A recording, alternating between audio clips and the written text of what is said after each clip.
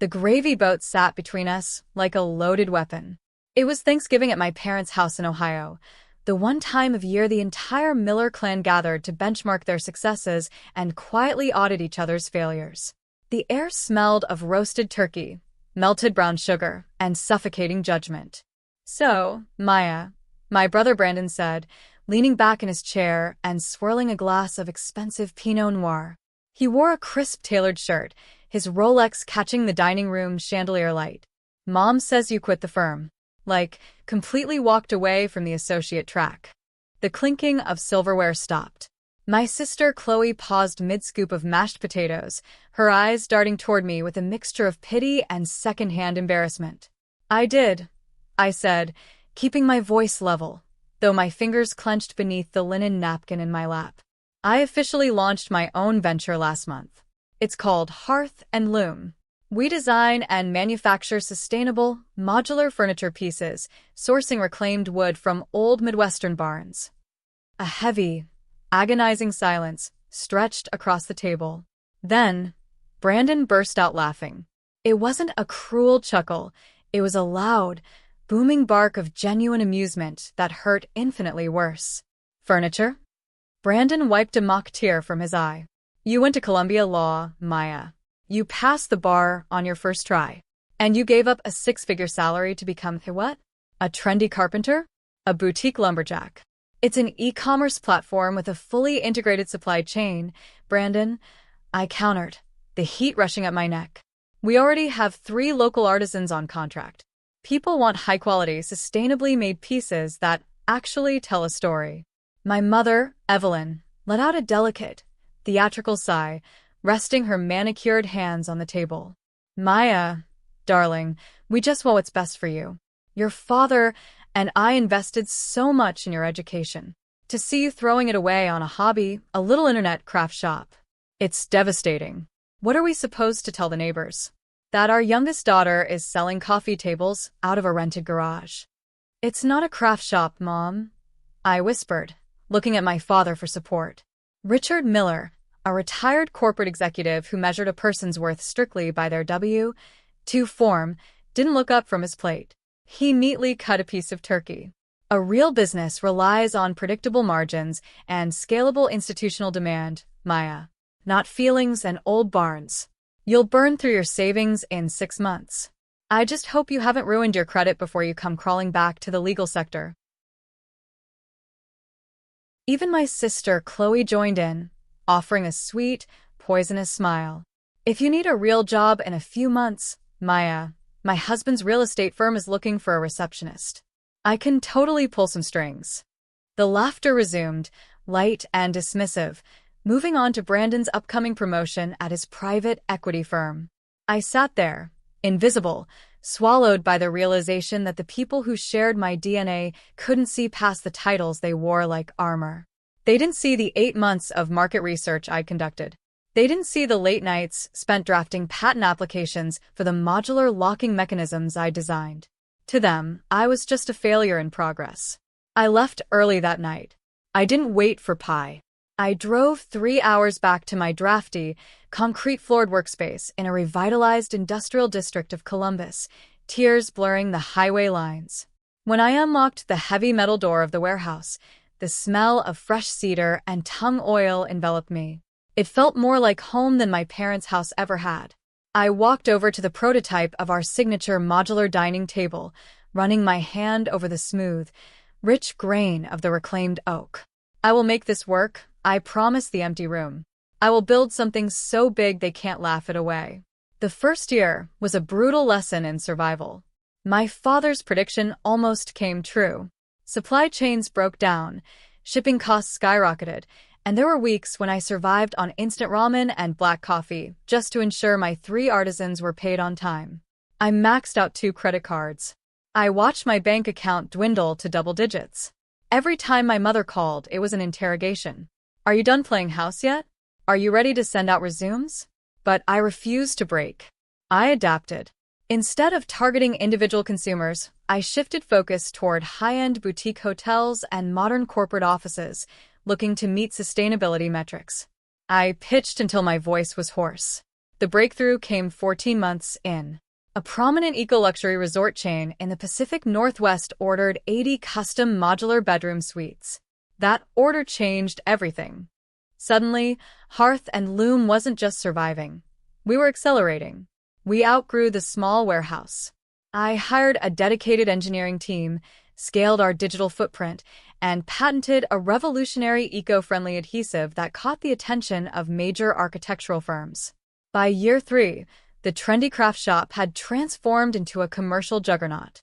We had 45 full-time employees, a state-of-the-art manufacturing facility, and an annual revenue that blew my old corporate law salary completely out of the water. I was working 14-hour days, not out of desperation, but to keep up with the explosive demand. I had finally built my fortress.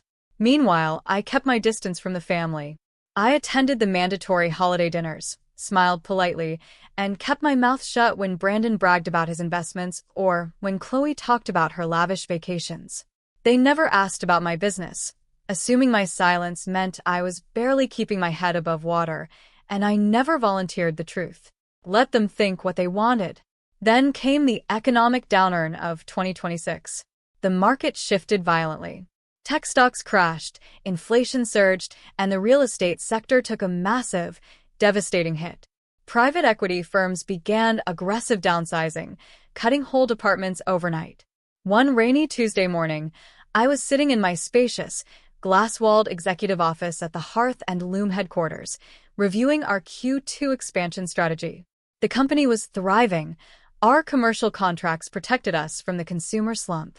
My human resources director, Sarah, knocked on my door. She looked slightly perplexed, holding a tablet in her hand. "Hey, Maya, do you have a few minutes?" Sarah asked, stepping into the office. "We posted those 3 executive-level openings yesterday. The VP of Supply Chain Logistics, the head of legal compliance, and the senior project manager." "Right." I nodded, sipping my tea. "Did we get a good pool of applicants?" "We got hundreds," Sarah said, a strange hesitation in her voice. "But, well, 3 specific resumes came through the automated system this morning. They flagged because the applicants have the exact same last name as you, and their geographical history matches your hometown. I wanted to check if there was a conflict of interest before I scheduled the initial screenings." My heart did a sudden, violent flip against my ribs. I reached out for the tablet. "Let me see them." Sarah handed me the screen. I scrolled through the first PDF. Brandon Miller, former senior managing director. Reason for leaving: corporate restructuring/layoff. I scrolled to the next one. Thomas Vance, my brother-in-law, Chloe's husband. Senior broker. Reason for leaving: firm dissolution. I scrolled to the final resume, my breath catching in my throat. It wasn't my sister. It was my father, Richard Miller, seeking a senior advisory/consulting role. The very people who had sat around a Thanksgiving table laughing at my dreams had just submitted formal applications to work for the company they called a joke. They had no idea Hearth and Loom belonged to me. The parent corporation listed on the job boards was an umbrella entity I had formed called ML Holdings. "Maya?" Sarah asked quietly, watching my face turn pale. "Do you know them?" I looked up from the screen, a flood of memories washing over me, the mocking laughter, the pitying smiles, the humiliation of being told I was worthless. A cold, sharp clarity settled over me. "Yes," I said, my voice completely steady as I handed the tablet back to her. "I know them very well. Schedule the interviews for all 3 of them, together, in the main boardroom this Friday." Sarah blinked, surprised by the unusual request. "Together, Maya? In the same session? That's pretty unconventional for upper management interviews. Usually, candidates prefer privacy, especially at their career level." "I'm aware," I said, leaning back in my leather chair, my fingers tracing the smooth edge of the desk. "But trust me on this, Sarah. They share a very unique dynamic. Put them in the executive boardroom at 2 o'clock. Tell them they are meeting with the CEO directly for a panel evaluation." "You got it," she replied, noting it down on her tablet. "I'll send out the calendar invites right now." When the door clicked shut, the silence in my office felt electric. I turned my chair toward the floor-to-ceiling glass window, looking out over our massive, buzzing production floor below. Forklifts were moving neatly wrapped pallets of modular oak desks, and teams of technicians were testing our patented locking joints. It was a thriving, breathing testament to everything my family said I couldn't do. They had absolutely no clue.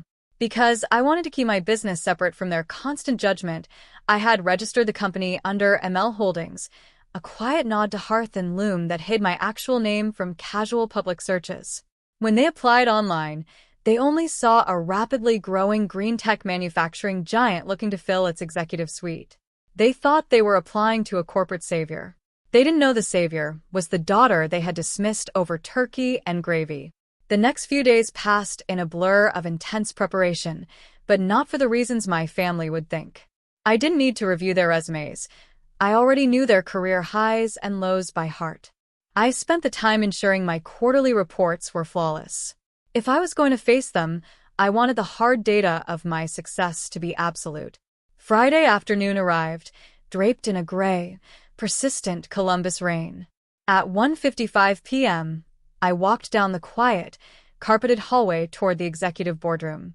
My hair was pulled back into a sharp, uncompromising bun, and I wore a tailored, slate-gray power suit that made me feel like an absolute fortress. Through the frosted glass panel next to the door, I could see them. My father sat at the far end of the massive table, his shoulders slightly hunched, a posture I had never seen on him before. He was meticulously adjusting his reading glasses, staring down at a printed copy of the Hearth and Loom corporate portfolio. Brandon was pacing near the window, aggressively checking his Rolex, the same watch he had flashed at Thanksgiving. Though his expensive suit looked slightly less pressed than usual, a subtle sign of the stress of his sudden layoff. My brother-in-law, Thomas, sat completely still, staring blankly at the polished walnut tabletop, looking like a man carrying the weight of a sudden mortgage crisis. They looked anxious. They looked vulnerable. They looked human. I took a deep, steadying breath, letting the cool air fill my lungs, and pushed the heavy oak door open. The sudden click of the latch made all three of them snap their heads toward the entrance. Brandon stopped pacing. My father stood up out of pure corporate habit, a professional smile instantly forming on his face. Then, the collective realization hit them. The professional smiles evaporated. Brandon's jaw dropped so fast I thought it might hit the floor. My father froze mid-motion, his hand holding his reading glasses suspended in midair. Thomas just blinked, his eyes darting from me to the company logo embossed in silver on the wall behind my chair, his mind desperately trying to make the math work. "Maya?" Brandon stammered, taking a step back, his face turning an uncomfortably bright shade of red. What are you doing here? Did you get a job in the legal department? Wait, why are you walking into the executive suite? I walked past them, my heels clicking with a slow, deliberate rhythm against the hardwood floor. I didn't answer him. I walked straight to the head of the table, the large, commanding leather chair reserved strictly for the chief executive.